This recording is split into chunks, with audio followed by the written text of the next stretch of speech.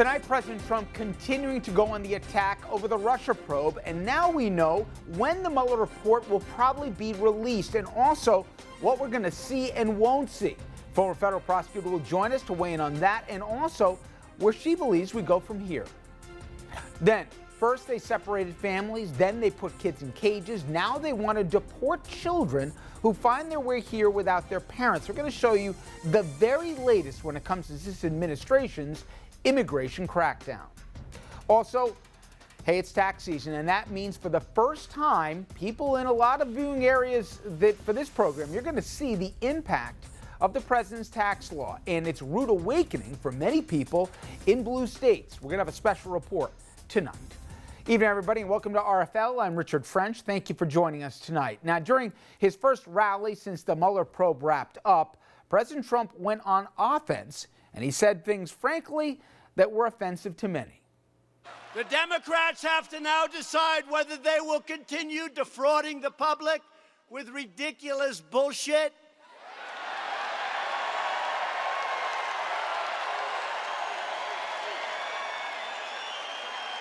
Partisan investigations, or whether they will apologize to the American people.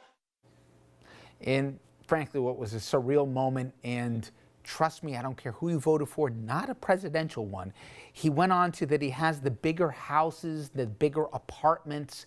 He says he went to the better schools with the better grades. We'll never know. But anyway, in this rambling, he also decided to target one of the people involved with the probe, not that was conducting the probe, but people in Congress who certainly are searching for answers. Congressman Adam Schiff. He is the chairman of the House Intelligence Committee, a Democrat from California. Little pencil neck Adam Schiff. But I saw him today. Well, we don't really know. There could still have been some Russia collusion. Sick. These are sick people. Again, our president there. But I want you to compare with what the president had to say about the pencil neck and the sick guy here to what the aforementioned Adam Schiff had to say, explaining why he stands by the Mueller probe and the reasons why the investigation was necessary to begin with. Schiff said this after Republicans on his own committee said that he needed to now resign from the panel. Here again, Congressman Schiff. My colleagues may think it's okay that the Russians offered dirt on a Democratic candidate for president as part of what was described as the Russian government's effort to help the Trump campaign. You might think that's okay. My colleagues might think it's okay that when that was offered to the son of the president, who had a pivotal role in the campaign, that the president's son did not call the FBI. He did not adamantly refuse that foreign help. No, instead, that son said that he would love the help of the Russians. You might think it's okay that he took that meeting. You might say that's all okay. You might say that's just what you need to do to win. But I don't think it's okay. I think it's immoral. I think it's unethical. I think it's unpatriotic. And yes, I think it's corrupt and evidence of collusion. But I do not think that conduct, criminal or not, is okay. And the day we do think that's okay is the day we will look back and say that is the day America lost its way. Should also note here that the Attorney General, William Barr, just told Congress that they should expect to see the Mueller report by mid-April. And it is also noted that the report itself is nearly 400 pages long. In his letter to Congress, Barr said he will not send the report to the White House first for what he calls a privileged preview. Plus, he will redact information that would, quote, potentially compromise sources and methods, and also info that would unduly infringe on the personal privacy and reputational interests of peripheral third parties. New York Congressman Jerry Nadler, he's the head of the Judiciary Committee, he just released a statement saying he's not satisfied with that. He wants the unredacted report released to Congress, and he wants it by this Tuesday. A few minutes ago, the president, he had this to say about the report in question. I have great confidence in the Attorney General, and if that's what he'd like to do, I have nothing to hide. This was a hoax. This was a witch hunt. I have absolutely nothing to hide, and I think a lot of things are coming out with respect to the other side. Let's bring in our guest, former federal prosecutor Carol Lamb. She joins us now. Carol, thank you for the time. And there does seem to be stuff here that's subject to interpretation. Theoretically, Barr could say that, the inference of obstruction, though not criminal, would be an impingement to someone's reputation or other activities here that would be informational for the public but would be potentially embarrassing for a third party. How are we going to be comfortable that what needs to get out, not just to Congress, but to we the people, we actually get to see? Well, I think we're going to have to see exactly how these redactions take place. I mean, when William Barr says we're going to redact information that might be private or that might, he didn't say that might be embarrassing necessarily, but we're going to have to see whether he just perhaps redacts a phone number or redacts a bank account number or something of that nature, as opposed to redacting whole sections of testimony or interview responses. We're just going to have to see what kinds of redactions that the Attorney General chooses to make. It seems to me that the pivotal player here is going to once again be Bob Mueller, in that if he gives a sign that he is supportive of the redactions that Barr does, it would seem to be giving cover here that these are both legitimate and necessary for all the aforementioned reasons.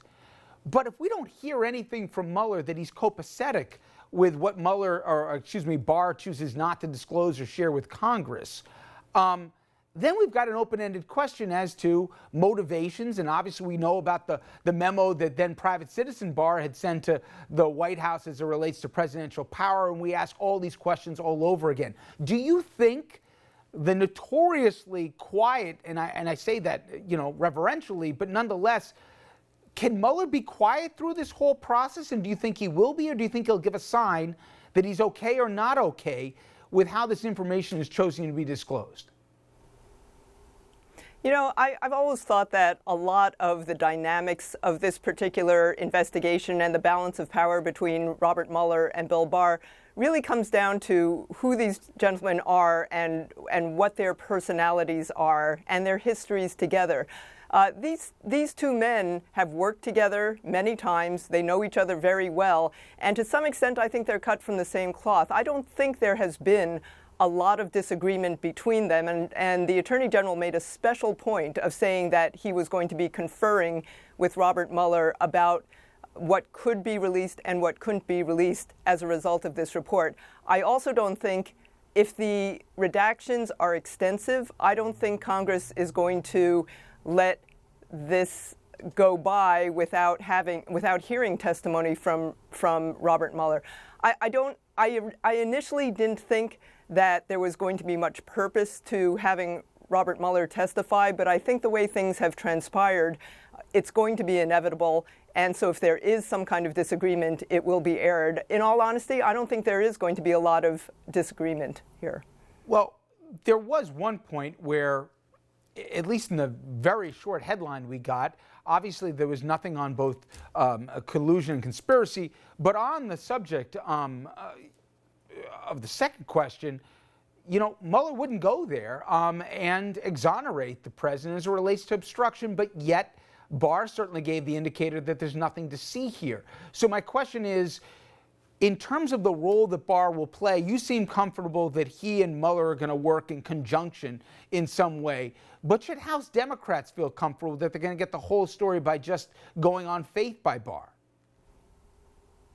Yeah, so it's with respect to the redactions where I think there may not be that much difference of opinion. Look, what they can expose or reveal vis-a-vis grand jury evidence, that's a matter of law, and either a court allows them to do it or a court doesn't allow them to do it. They cannot reveal grand jury material if a court doesn't allow them to do it.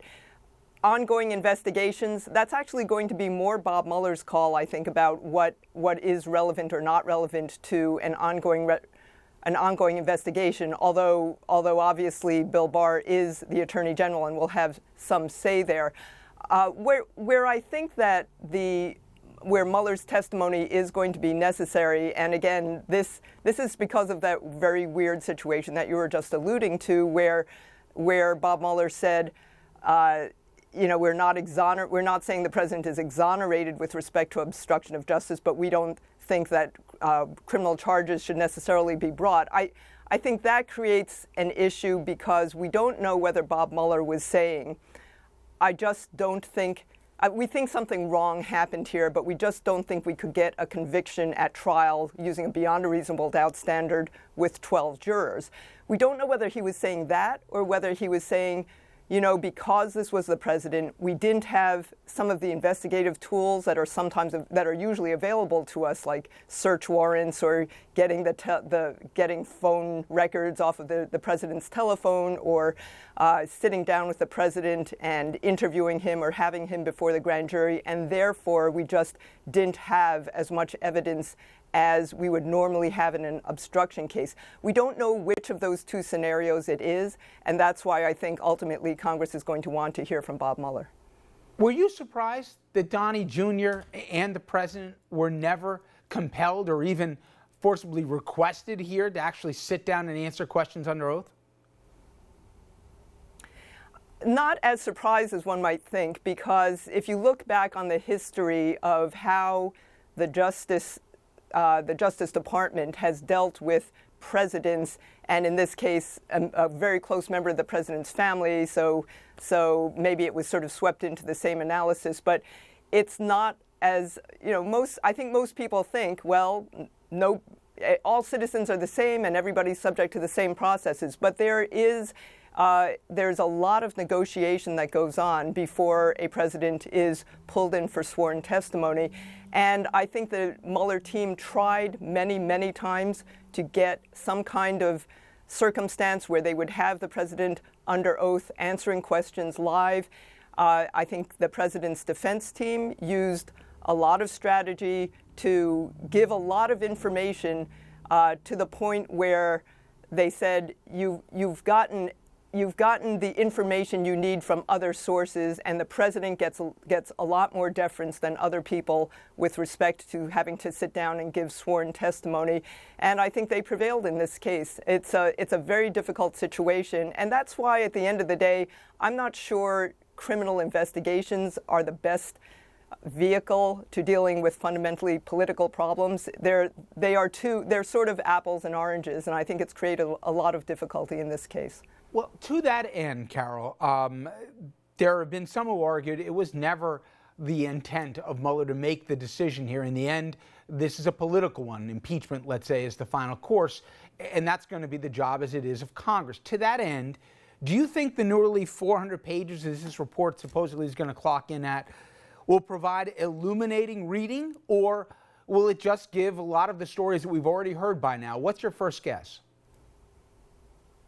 My first guess is actually that it is going to provide a lot of illuminating information, because there were a lot of people who were, if not put in front of the grand jury, at least were interviewed by the FBI, who will have a lot of detail about certain things. And probably even more than that, we're going to hear about what the special counsel's team would have liked to have done or liked to have heard, but for one reason or another they were unable to. For example, all the Russians they indicted for interfering with the election, they're all in Russia, and they don't have access to them. So, and there are probably a lot of witnesses that they were unable to get a lot of information from.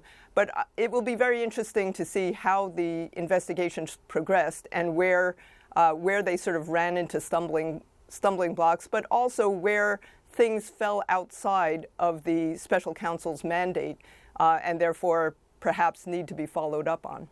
Finally, Carol, I'm curious if you agree, almost to a person, of the former federal prosecutors I've spoken to, including a lot that were from the Southern District, they say, stay tuned for the second act. It's going to be a lot more interesting than even what we've seen yet. Wait till you see the cases that are going to be coming up in the Southern District, in the Eastern District, and other courts right now with the ongoing investigations and also all the probes relating to the Trump Organization, Trump inauguration, Trump Foundation. I can go on and on. Do you agree with that? Where that's where really the more, let's say, peril will lie for the president and his inner circle? His inner circle, perhaps. I mean, and perhaps even the president. But remember, at least in terms of federal prosecution, all federal prosecutions end up being vetted by the Department of Justice and are subject to that memo that says you don't indict a sitting president. So there's either going to, I think a lot of facts are going to come out. I think a lot of facts already have come out with respect to questionable behavior for which no indictments have yet been brought. So I think, yes, there are going to be more cases brought. But it's very odd for a federal prosecutor to be investigating a case where at the end of the day, one of the main potential defendants cannot be indicted. It's a very strange situation for a federal prosecutor, but that's where I think the interesting legal developments will take place. And of course, that job description may change in 2020 theoretically, and then the exposure attached to that if there's a new president coming into the Oval at that point. But we shall see a lot of time between now and then. Carol Lamb, thank you very much. Thank you. All right, coming up next, everybody, with a constant fire hose of news coming at us, especially from the White House, a lot of things get lost in the chaos, including the latest immigration crackdown. I'm going to show you what the administration is doing now as it tries to deter people from even trying to come here.